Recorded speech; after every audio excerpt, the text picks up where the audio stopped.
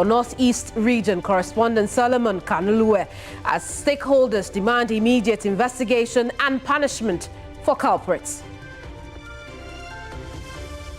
Also later this afternoon, University of Cape Coast Teachers Association joins counterparts from University of Ghana and Kwame Nkrumah University of Science and Technology demanding the immediate removal of Director General of DTEC and his deputy.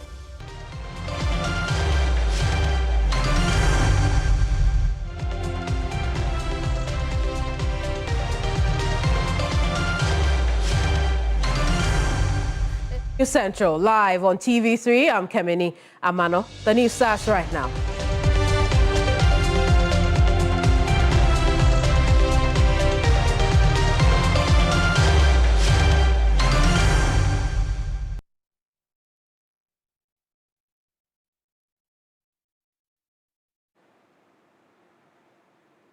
We'll start with news in the last hour. The Supreme Court has, in a majority decision, with Justice Pwama dissenting, granted the NPP's application to quash Tamale High Court ruling, which nullified the Pandai election leading to the election of Matthew Nyidam. The decision follows an application filed by the MP seeking to invoke the Supreme Court's supervisory jurisdiction to set aside the High Court's ruling on grounds of jurisdictional error.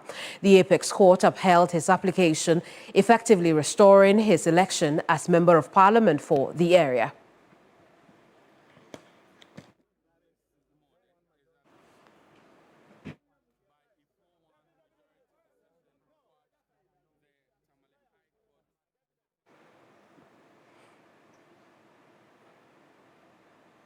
Lord Eduasare is our court correspondent, joining us with a bit more on this story. Lord, what else can you report from court? 4-1 majority decision by the Apex Court with Pamang dissenting. Now, they indicate that the full ruling or the decision of the Apex Court will be made available on February 6th. And so we await that day. But then let's do a bit of drawback, because you recall, Kemini, that this whole thing started somewhere in December after the parliamentary elections of Pandai. Now, fast forward, the NDC filed a petition at the Tamale High Court, and it was granted. But the NPP came to court indicating that the petition, which was filed by the NDC, was filed out of time. And that was the reason why they filed their certiorari application, seeking the court to, as it were, overturn the decision of the Tamale High Court. And so that was granted today. Now, members of the NPP, they have been very elated, particularly the Pandai Member of Parliament who gets to retain his seat, Matthew Nyidam. He spoke to us earlier on. He says that he's very pleased with how things are found. Seems to be a very faith-based and religious person, because he kept thanking God for everything that's found out so far. We can listen to him now, Kimini. 2012, I was elected, and I served the people 2 terms. They know whom I am, and I'm serving them honestly. So unfortunately, what happened, I give glory to God. In my life, whatever happens, I think that is ordained to happen. So I'm not going to run away from what happened. But I know very well that the people gave me the mandate. And by the grace of God, God is alive. My God is alive. Yes. He will obviously speak for me one day. And he has spoken to me for today. Amen. And I'm grateful. I'm going back to Parliament to continue to serve the people. Yes. Just like my youth organizer said, we are not serving MPP people in Pandai or NDC people in Pandai or CPP. I'm serving the people of Pandai. Sure. That's what I'm doing. And every single individual in Pandai, unless you are excessively partisan, you like Matthew's services. Sure. Yes. That's the man. That's our choice. So obviously, I am happy, but the Bible says, touch not my anointed, and do my prophet no harm. Yes. So I am grateful to the Supreme Court for making that work come to pass today, because I am serving my people, and I'm anointed to lead them. So shall it be. And today is the day the Lord has made, and we shall rejoice in it. Amen. Indeed, but the NDC is saying that once the ruling is out, it will be out in February 6th, and you go back to court, because they're saying that it's not the last 7 years of them. That is their choice. I cannot challenge that. But I strongly believe that whatever be the case, I will lead the people of Ghana. Thank you. Lord, how about the other side in court? What was their reaction? Well, the NDC obviously have been aggrieved by the turnout of things at the court. But even before we get to that, Kemini, there were 2 other applications at the Supreme Court filed by the NPP. You recall that there was a contempt application, so that was withdrawn, and then the court held that had been struck out because they had withdrawn it. And then there was another application where they were seeking the Kwandan elections from being held. They withdrew that application as well, and so that was equally struck out. Now, we spoke to the Deputy Director of Elections for the NDC, Rashid Tanku. He maintains that the NPP and essentially Martin Yindam, they rigged the elections and they just simply beat them with technicalities. He stands very strong in saying that they are going to go back to the court for a review, a position that was reiterated by the South Dai Member of Parliament, Roxanne Nelson, the firm. We can take a listen. Is that the Supreme Court has by that the decision of the Tamale High Court, the Commercial Division, decided by Justice be quashed by a 4-1 decision. Now, as a party, we are aggrieved by this decision, and therefore we will advise our candidate in the matter regarding the next step to take. But the court is a court of equity and of law. We should be interested in the Gazette notification. Lord Edwasari, thank you so much for your time this afternoon. I'm going to bring in now Andy Kwame Apiakubi, former Asante Achim North MP and counsel who was in court today. Thank you so much for your time this afternoon, counsel. But, you know, I suspect that this is good news for your party. Well, very well. Thank you very much for calling. I was in court for a different assignment, but I was there when the statement was read. And I want to congratulate the lawyers who did a good job and got us this victory. And I also congratulate the bench for the decision taken, which I feel brings relief to members of our party. It was a good decision, and my congratulations to the party, the membership of the party, and the lawyers in the case.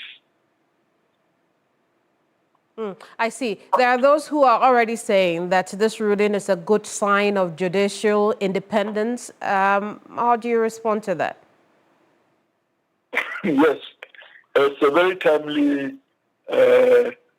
decision.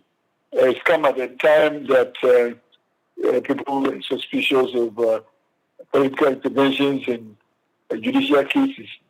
So this comes to nip that suspicion in the bud. So it's very timely. At the same time, counsel, we hear members of the NDC say, and indeed, you know, the North Dai MP, Roxanne Nelson Dafiamekpo, had indicated that they will seek review of the ruling today. How does that come to you? Necessary? When the decision of the court is 4-1, and you want to go for a review, it is difficult. So you need to make an application whether the court will grant you the leave to go on a review. So I'm sure that the decision that's given today should retire the interest in this case in total. We know that the initial Tamale High Court's decision had threatened the MP's presence in Parliament. With this new Supreme Court ruling, what will follow as far as his seat in Parliament is concerned? Should there be a formal procedure following this? The decision will have to be done and served on the Speaker and Clerk of Parliament, and it takes immediate effect. Very well. Thank you so much for talking to us this afternoon. Andy Kwame Apiakubi is former Asante Achim North MP. He's also a lawyer and member of the NPP. I want to take you to the press center now, where the GJA is addressing a number of issues that have taken place as far as journalism is concerned, but particularly also the attack on our Northeast region correspondent, Solomon Kanalua in the region, a matter that has caused very disturbing consequences for the journalists in question. Let's go there now.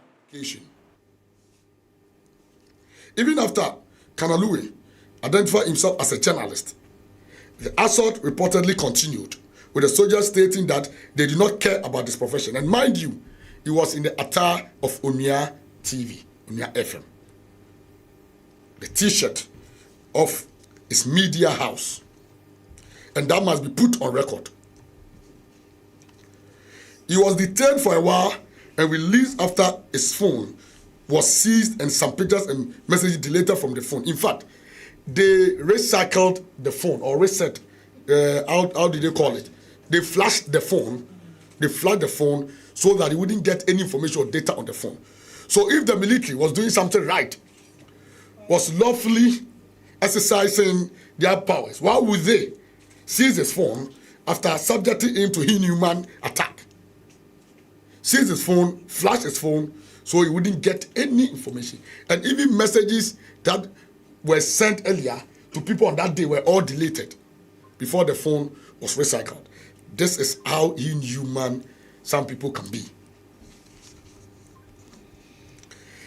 This conduct is unacceptable, unlawful, and deeply troubling. It reflects a dangerous disregard for the rights of civilians and journalists and undermines public confidence in the professionalism of the Ghana Armed Forces.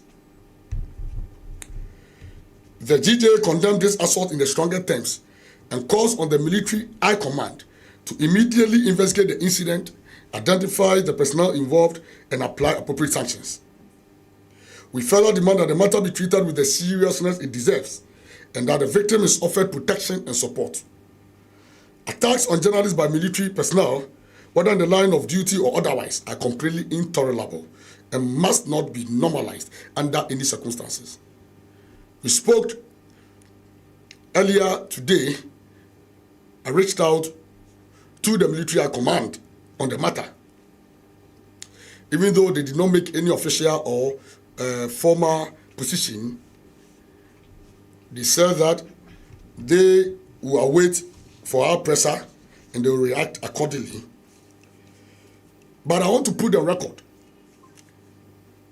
that the information we have picked from some quarters, which indicate that the journalist was not well dressed or did not follow the protocols. And for that matter, it was not identified, easily identified. Couldn't be identified as a journalist. It's false, it's a palpable false. Because the reporter or the journalist in question was not there to even discharge his official duty or was not even there to even cover what they were doing. He was just there as a private citizen and journalist who lives in the area and has sparked his motto to just get some stuffs from a nearby shop. He wasn't there to discharge any official duty or assignment. And even with that, he was in the attire of his media institution, Unia TV, Unia FM. And so if the military people claims that whatever is happening is false, why did they recycle his phone? Because there were evidence preserved on the phone. And due to fear of public intimidation and public outcry, the court of public opinion attack on their barbaric act, they have to recycle the innocent or the unprovoked journalist who was just walking by as a private citizen. They have to just recycle his phone so no information can be traced. We will await the position of the military command. We are very much keenly and interested in the matter, and we are ready to react and respond to any position they come out with. We hope that they will be very fair, firm, objective, and candid with their position. This is the media they are talking about. They can't use our own media. You can't issue a statement which will be contrary to the truth and expect our people to cover it, to give you the needed mileage. We will await the position of the military high command on this matter. Colleagues, it will be recorded that on July 30th, 2025, Carlos Caloni, a journalist with multimedia group Joy News, was physically assaulted by armed individuals in military attire while covering a demolition exercise at the McDan warehouse on the Sprinters Road in Accra. It is quite unfortunate that the military high command has failed to act on the matter. With the latest attack in Waliwali, the respected image of the military continues to be dented. The military was said to be a disciplinary institution. There are people who do not involve themselves in such a barbaric and indisciplined act. But this time around, the latest attack in Waliwali, as we said, will dent the respected image of the military. We once again urge the military high command to demonstrate the professionalism it is known for by acting swiftly on these two incidents. Threat against journalists in the Upper East Region Boko conflict. We will make all our demands known at the end of the presser. Before I finish, our demand will be made clearly on all the cases we are touching on.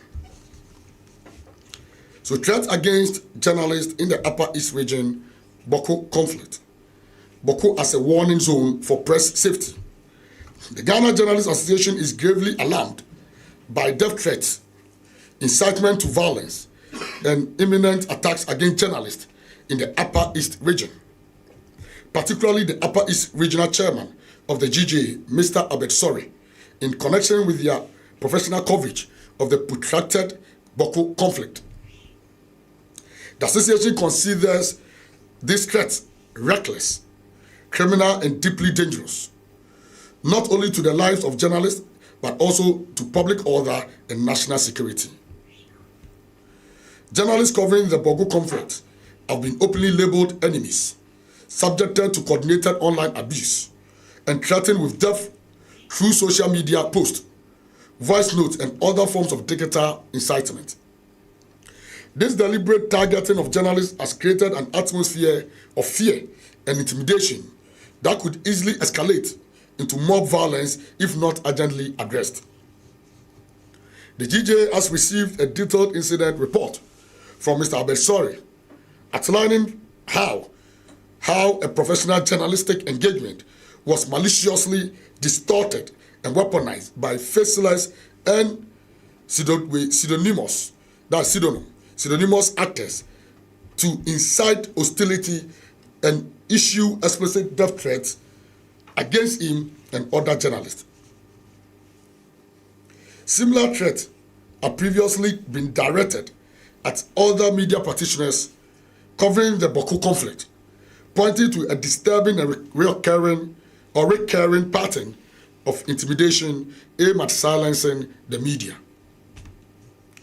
While the association acknowledges the initial engagement and collaboration with the Upper East Regional Police Command, we remain concerned that the persistence of this threat suggests that existing measures are insufficient. The GJA therefore calls for sustained police protection for affected journalists, expedited investigation into all reported threats, and the identification, arrest, and prosecution of all individuals and networks involved in issuing threats or inciting violence against journalists. We further call on the Ghana Police Service to publicly reaffirm in clear and unambiguous terms that threats or attacks against journalists will not be tolerated under any circumstances. Any harm to a journalist in the course of duty, particularly where prior threats have been reported, will represent a grave failure of protection and accountability, and a threat to our national security. The National Executive has formally, and I want to state here, we have formally petitioned the Inspector General of Police, IGP, on threat against journalists in the Upper East region for its intervention and immediate action. The GJA reiterates that journalists are performing a constitutional duty in the national interest. Attempt to intimidate, silence, or endanger them in the context of the Boko conflict are unacceptable and must be confronted decisively by the state. The association formally designates the Boko conflict area as an early warning zone for press safety, requiring heightened vigilance, proactive security deployment, and continuous engagement with media practitioners on the ground. The GJA will not accept a reactive approach where action is only taken after harm has been done. We therefore put the state on notice that any attack on a journalist in the Upper East region, particularly where prior threats have been formally reported, will be treated as a direct failure of protection and will attract sustained national and international advocacy until accountability is secured. However, we reiterate our call for sustained protection, expedited investigations, and the arrest and prosecution of all persons issuing threats or inciting violence against journalists. Commendation of the Ghana Police Service. The GJA acknowledges the improved collaboration with the Ghana Police Service in recent times and commends the police administration under the leadership of Inspector General of Police Christian Yonu for its engagement with the Association on Journalist Safety. We encourage the police to deepen this cooperation and ensure that rogue officers who tarnish the image of the service are decisively dealt with. We must, however, hasten to add that the Tafo Kokrentumi attack has dented this newly cordial relationship, and we urge the police, especially the IGP, to act swiftly to provide further assurance of safety for journalists. The IGP, later part of last year, assured us that if nobody protects a journalist, he will personally ensure the protection and safety of journalists in this country. This he demonstrated during the by-election at Akwitia. And he has demonstrated that till this very incident. And we believe that we shouldn't sit down for this incident, this attack to me, to dent that record, to destroy the kind of relationship he has built with the media over the past few months, and the assurances and the love demonstrated to media, and even during a statement or comment at the dinner, the third GJA dinner night. We believe that the Inspector General of Police will use these officers as scapegoats to redeem his image and to assure the media that it still stands by his words. MPP presidential primary and safety of journalists. The GJA reiterates its call on the leadership of the new patriotic party to take full responsibility for the safety of journalists during its upcoming presidential primary to elect a flag bearer. We urge the party to clearly and publicly caution its supporters against attacking, intimidating, or obstructing journalists who will be deployed to cover the process.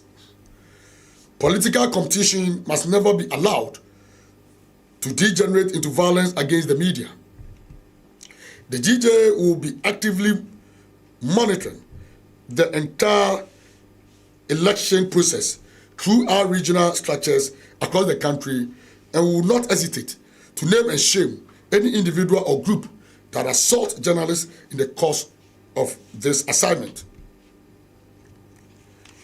GJA red lines, non-negotiable standards for journalist safety. And these are red lines. In light of the escalating threats and attacks, the Ghana Journalists Association hereby set out the following red lines which must never be crossed under any circumstances. No journalist must be assaulted, arrested, threatened, or obstructed for performing lawful professional duties, whether by state security officers, political party supporters, or private individuals. 2. No security agency is permitted to confiscate journalist equipment, delete content, or demand permission for coverage of events of public interest. What are you hiding? What do you have to hide? We are public interest media, and we don't need authorization. We don't need consent. We don't need approval to discharge our constitutional mandate as a public interest media. If it is your private engagement, fine. But once you are serving the nation, the interest of the public, no journalist need any authorization from any uniform officer or whatever to discharge their duty. 3. No reported threat against a journalist must be ignored or treated casually. All threats must trigger immediate risk assessment, protection, and investigation. 4.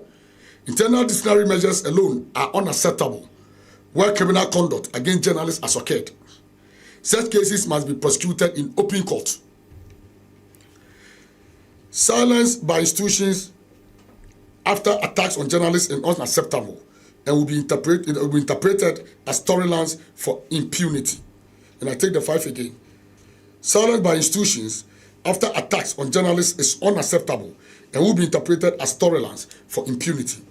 The GJ will vigorously pursue accountability for any violation of these red lines and will not hesitate to escalate matters to national and international partners where necessary.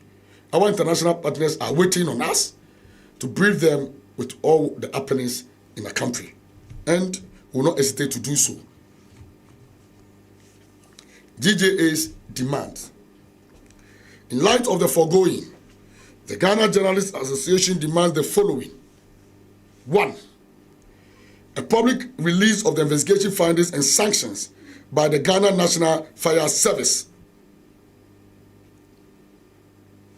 A public release of the investigation findings and sanctions by the Ghana National Fire Service. We are giving the fire service a 14 days ultimatum. We are giving the fire service a 14-day ultimatum to act on this request, failing which will take drastic measures against them, including and not limited to blacklisting. Failing which will take drastic measures against them, including and but not limited to blacklisting. The immediate release of the PRO of the Ghana National Fire Service. This cannot be compromised. We can't work with him. Failure to do so, the GJ will have to take a position and advise our members and all media practitioners in the country as such on our position. So within these 14 days, we expect them to do this 2 things. Or reassign him, we don't care. Should remove him from there, we cannot deal with him. And let me also add that we are not only leaving the issue of criminal investigation alone or for the internal sanctions alone. We have taken both steps. As we speak now, our lawyers are busily preparing the summons to take civil action against the perpetrators of this erroneous attack, of this barbaric attack, which occurred in Kaswa. First, as you may all recall, they were defending and saying that the officers in question have not even been identified, and they cannot even confirm whether they are their officers or whether they work for them. That was how it came. Later they said the journalist was not attacked. They only seized his phone and deleted pictures. Now we have all heard from the president, who has directed the immediate addition of this officer. So where are the officers? Now we know the officers now. Now it is very clear that they are officers of the Ghana National Fire Service. They are staff of the Ghana National Fire Service for that matter. And so we have the full details. And so aside the prosecution, we have the support of the media house, Class Media Group Limited, as well as the victim, that is our colleague who was also assaulted. We have the full support to take civil action, to take legal action against these officers. So we are going to ensure that all the actions are enforced or are enforced. So take note. This time around, we are not leaving it here just at the press conferences and talking. We are taking action. And once it is served, once we served the court case on them, the media will be duly informed. GJA, still on the GJA demands. The second one, or the third, the immediate arrest and prosecution of the police officer involved in the Kokrantumi assault. And that is what we've called the IGP, we've called on IGP to do daily. 4, clear directives from all security services prohibiting the assault, obstruction, or intimidation of journalists. 5, firm political party commitment to protect journalists during all political activities, including internal elections. The next one is the immediate investigation, arrest, prosecution of the military officers involved in the Wale assault. In the Wale assault.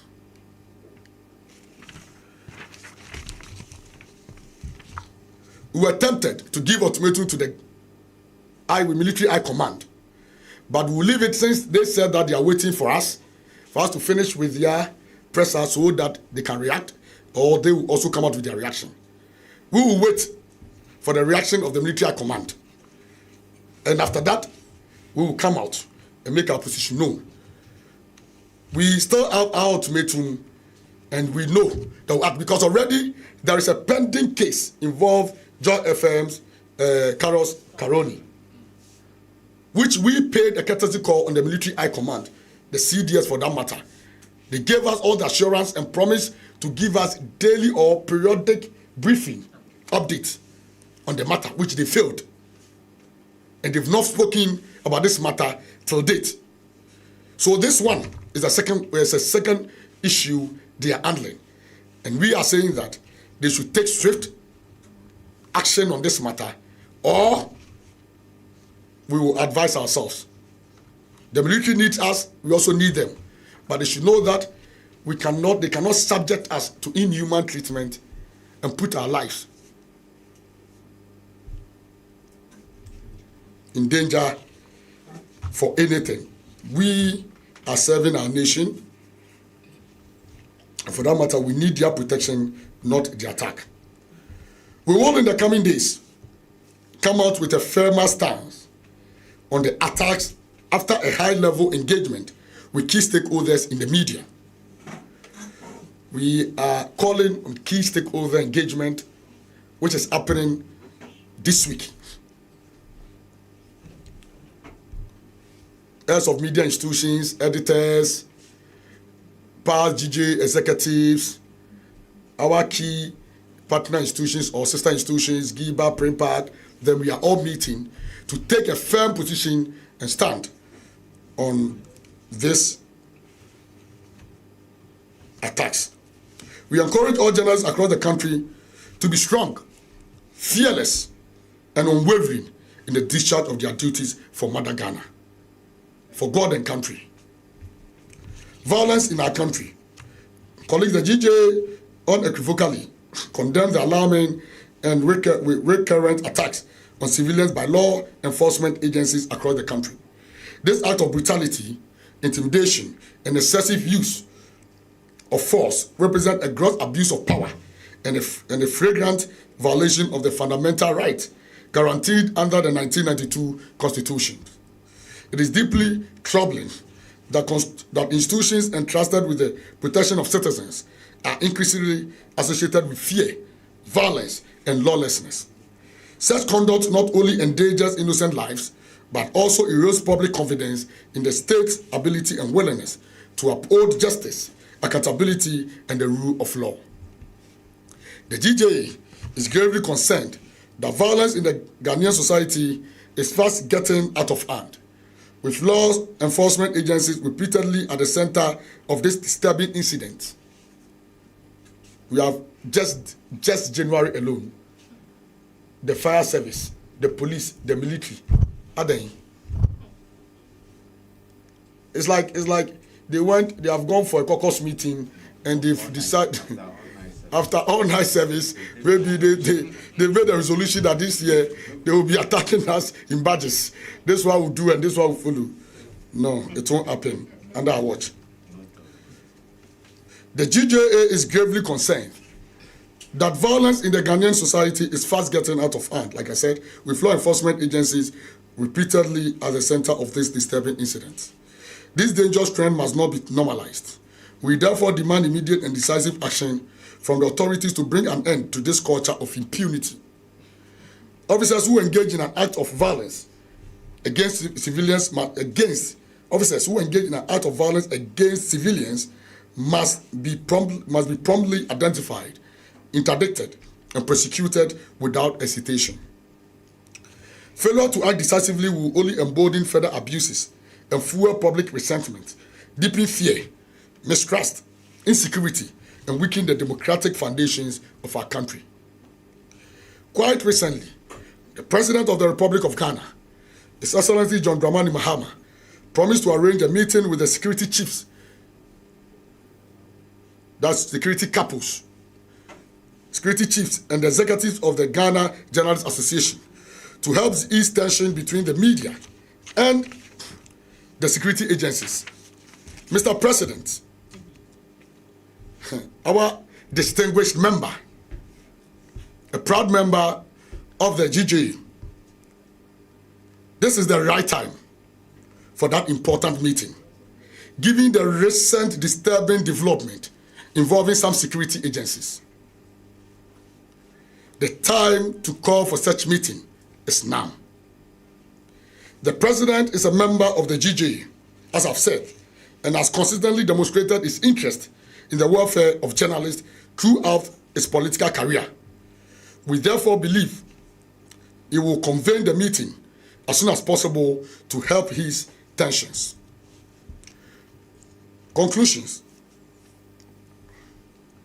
Ladies and gentlemen, let it be stated clearly and without equivocation. Attacks on journalists are attacks on Ghana's democracy and constitutional order. No institution, security agency, or political actor has the moral or legal authority to brutalize, threaten, or silence journalists for doing their work.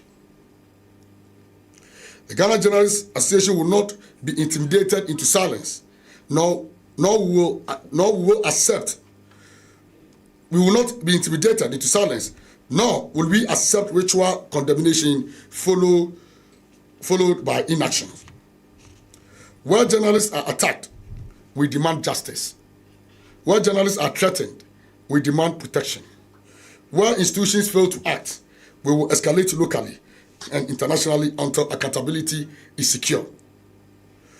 We remind our duty bearers that press freedom is not a privilege granted by the state, but a constitutional right guaranteed under the 1992 Constitution. The safety of journalists is therefore a test of the state's commitment to democracy, rule of law, and human rights.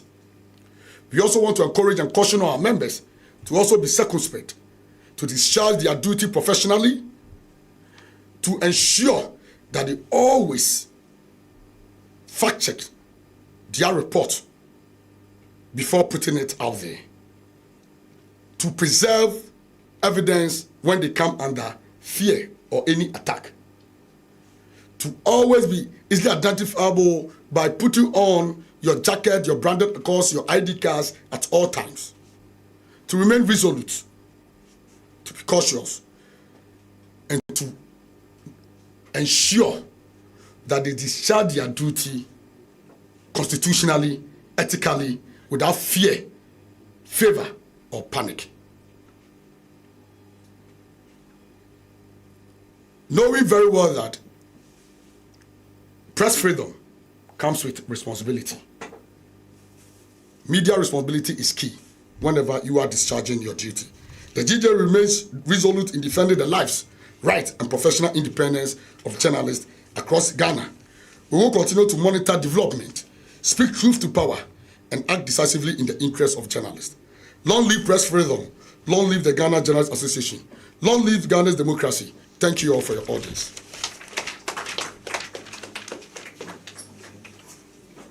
Thank you, Mr. President. We'll now take a few questions. Whilst I wait for the questions, we want to reiterate the point that where journalists are attacked, we demand justice.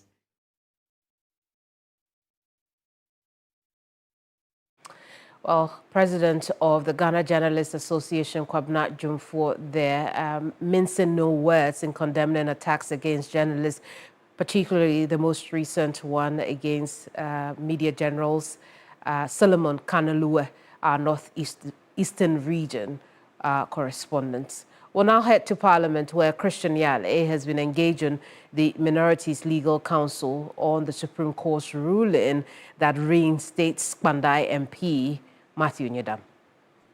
After that period was invalid, and so you couldn't hinge any judgment on it. But our brothers still disagreed, and it's sad that in spite of all the valid reasons we were advancing, they still felt that they had to push Nyedam out and declare him persona non grata, until now. So today, for instance, still coming from the majority side, after this ruling from the Supreme Court, they say, and Rosen Nesendafamiko, for instance, mentions that they still have an option for a review, which means that it is not over yet, so you shouldn't jubilate. How would you react to his pronouncement? No, I mean they're entitled to a review process, but you see, what they don't understand, that review is not as of right. And so when you go for a review, you don't have to assume that the matter will even be taken up. First of all, you need to show that this matter should be taken up before the court will now take it up for review. You need to show some fundamental injustice which has been done to you. Okay, I don't see that coming.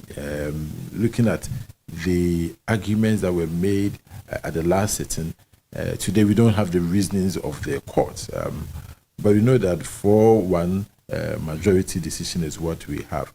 And so they first of all, they have to understand that they first of all have to cross that hurdle to satisfy the threshold before the court hears the substantive application. I don't know if you understand what I'm saying. Because when you say you are going for review, it is not appeal.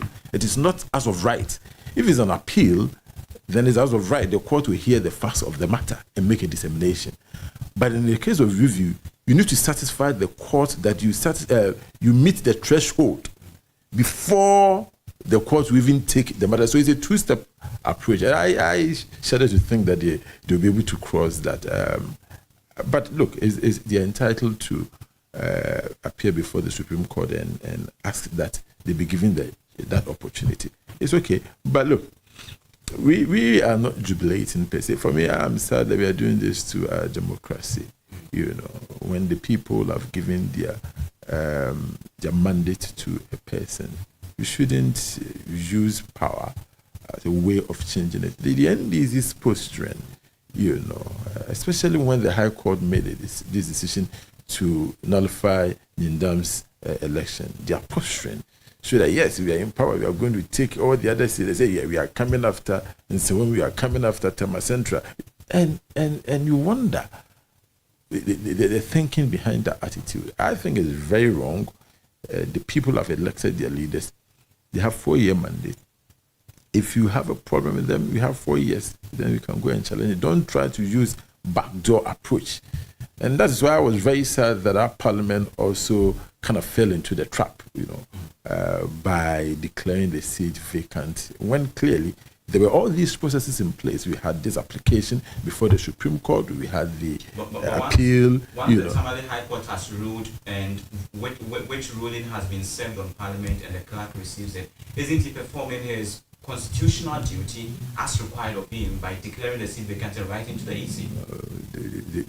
You see, let's not do this to ourselves. The clerk to Parliament, himself a lawyer, you should understand this. You don't do this when there's a Supreme Court application before the Supreme Court seeking to quash the whole judgment. What was that indecent haste for? And here we are. Imagine that the Supreme Court, hadn't held the whole process. Would have had an election to elect somebody, spend money, and possibly people will be hurt in the process. And the Supreme Court will overturn the whole process. So there was no need for that rush to, declare the seat vacant. More from that interview in later broadcast. For reactions from Pandai, I'm joined now by our correspondent, Christopher Amwako, who has been gauging the mood of residents there. Christopher, what can you report? Hello, Kemini, can you hear me? Yes, we can hear you. What can you report from Pandai? Yes, so it's a charged atmosphere here.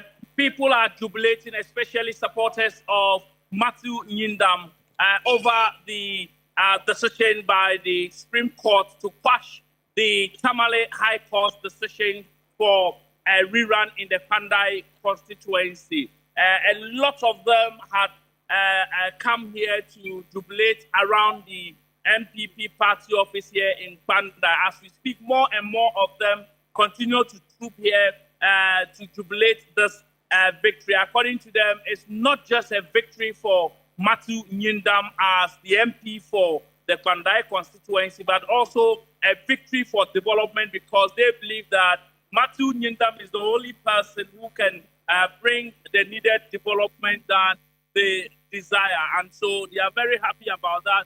They are also happy that the situation is calm because everyone is going about his or her normal duties. The peace of Pandai, as it stands now, has not been tempered with the peaceful atmosphere is being enjoyed by everyone, including people from the NDC who are not too happy about the ruling.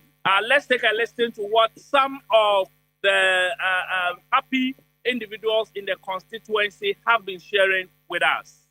I was part of the elections, 2024. Everything went on well. You see, there's something about Ghana. If you are on top, you think you are so knowledgeable that you cannot be compared to someone. I was part of the elections. You can imagine Rashid Tanko saying that there were some polling stations that was up to 1,000, which you did not even configure your figures to check even there are thousands. Is that the margin that we are going to give? Nothing of that sort happened. Look, this constitutional rule matter, the Supreme Court has done this. But to come to the subject of the matter, the High Court, I was there as well. In fact, I don't know what the court read, because I also learned that every decision taken by a court has to be backed by logic. So I don't know what the judge actually used. But we are happy in all. Supreme Court has quashed everything. We are happy. Look, if someone tells you that I'm afraid of elections, and I'm not afraid of elections, but the strategies people use to organize elections in this constituency is different. Because an innocent person can be damaged. 4-1. 4-1. It shows you that what happened in Tamale Court, there was some kind of fishy things there. The judge took bribe. The Tamale Court judge took bribe. I can substantiate and say, I can say it. He took bribe. See, let me tell you. Look into my first word. When the court started, I was there from day one. We appeared in the court 19 good times. 19 good times. They were not able to substantiate their case. But this guy took money. The judge took money. And judge, I'm telling you that the judge took money and gave them privilege.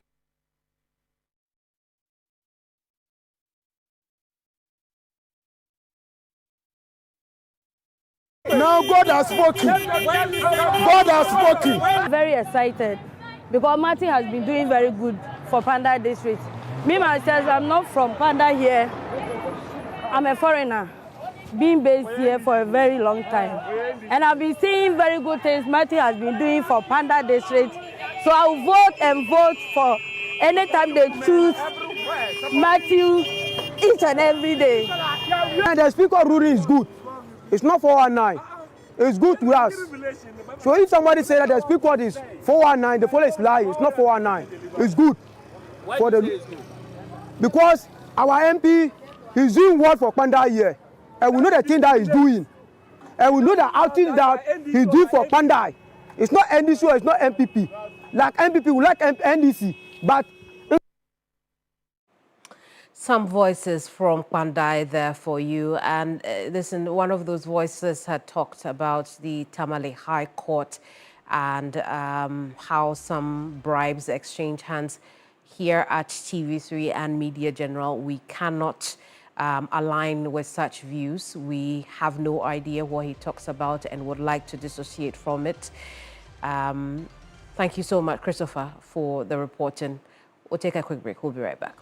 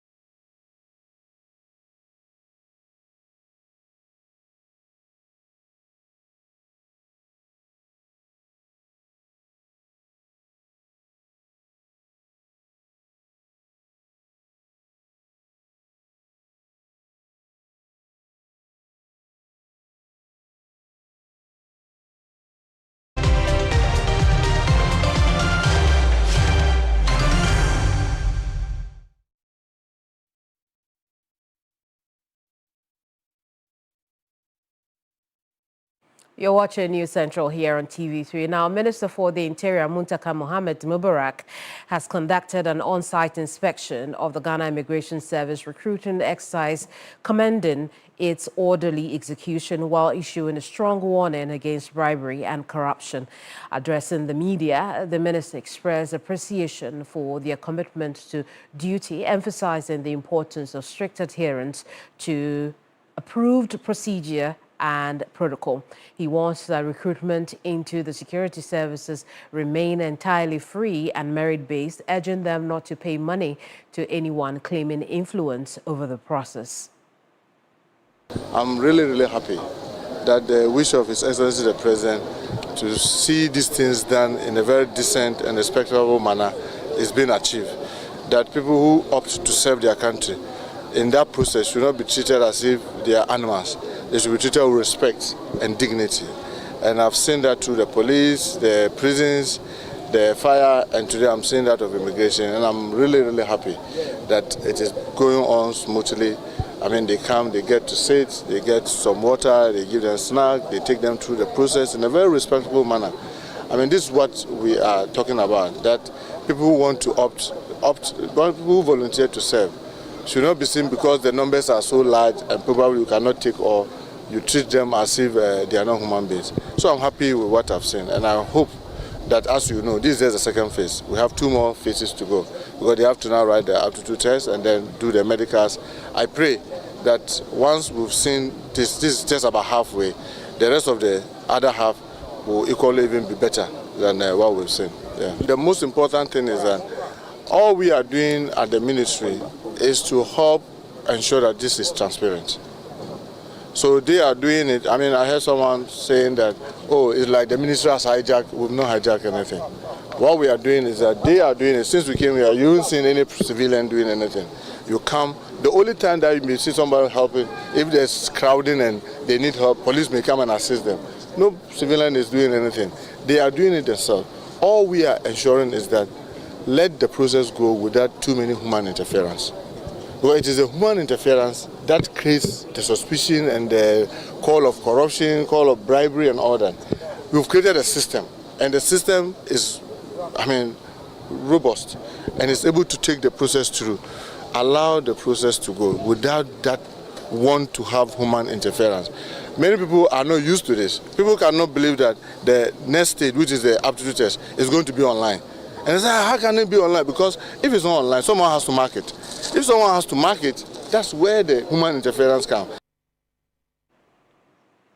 Well, that's it this hour. Thank you so much for your company. I'm Kemini Amana. I'll see you same time tomorrow. Next is the afternoon show. Bye-bye.